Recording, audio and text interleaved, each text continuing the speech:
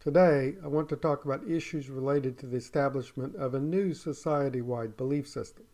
Not only does every individual have their own current beliefs, but they also have their own perspectives, interests, and values. So trying to implement any new universal or society-wide belief system, or setting universal goals based on such beliefs, requires overcoming a great amount of inertia. Individuals will choose to continue to believe what is most consistent with their idea of what is in their own interest and welfare, unless it is made absolutely clear to them that such beliefs are fundamentally flawed. Using the hard proof of mathematics and rigorously established theories in the hard sciences, the harder the better, with physics being the hardest, one can cut through the layers of inertia and change belief systems almost universally in those fields. However, changing beliefs related to social matters proves much more difficult, as theories from the soft sciences do not stand on such rigorous methods of proof, and so such theories have difficulty slicing through the inertia. So the manner in which new sweeping social beliefs are typically implemented is not through establishing irrefutable proof in their correctness, which is virtually impossible to do, but through the use of a powerful and uniform social force.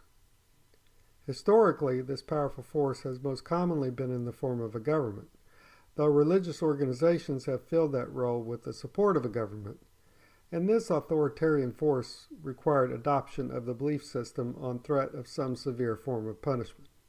The punishment would often be reduced over time, and eventually the authoritarian system that implemented the set of beliefs would be replaced by a more pluralistic or more democratic system, but the beliefs would have acquired their own inertia and would be difficult to remove in the short to medium term. Though in the long term the belief system would inevitably decay as people with different interests and feeling different pressures would develop their own modifications to the beliefs over time, and divergent belief systems would emerge, causing disharmony and conflict.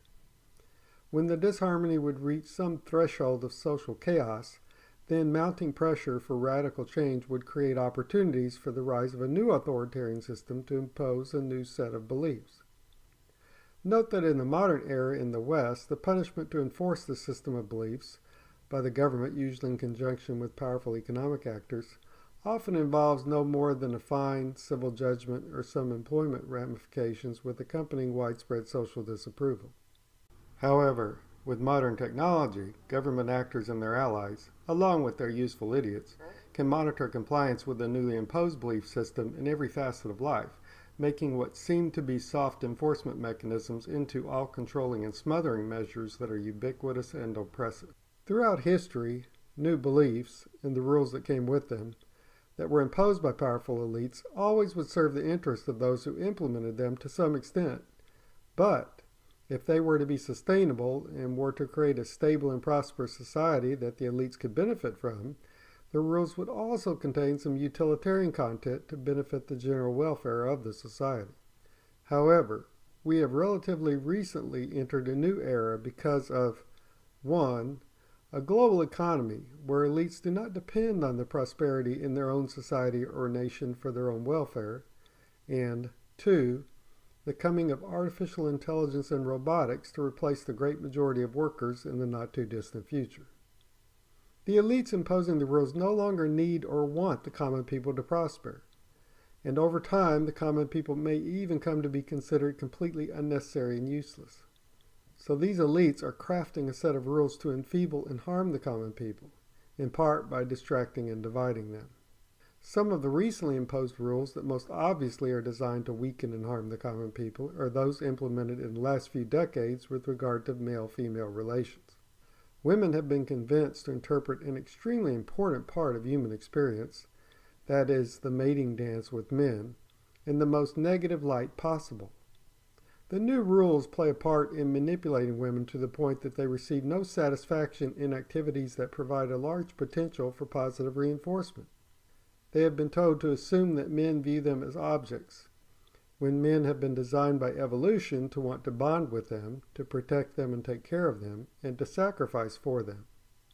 When a species is made up of two sexes that have been designed by evolution for millions of years to complement each other and depend on each other, a society comprised of individuals of that species where the members of one sex are taught that members of the other sex are the enemy is completely unsustainable and will disintegrate quite rapidly. Will most of the common people recognize that rules being imposed by elites are not designed for their benefit but for their detriment? Even if so, would they be able to effectively resist their subjugation and destruction? As of the beginning of 2018, it does not appear so. But the universe we live in is of unbounded complexity, and no one can create a model to accurately predict much of the long-term future. We should not forget that the observation regarding the best laid plans of mice and men often go awry also applies to the rules of the elites. How the future unfolds over the long term will always remain to some degree unforeseeable, and what occurs will inevitably surprise all who witness it, even the most sophisticated and powerful, who may be confronted with challenges that they had not bargained for.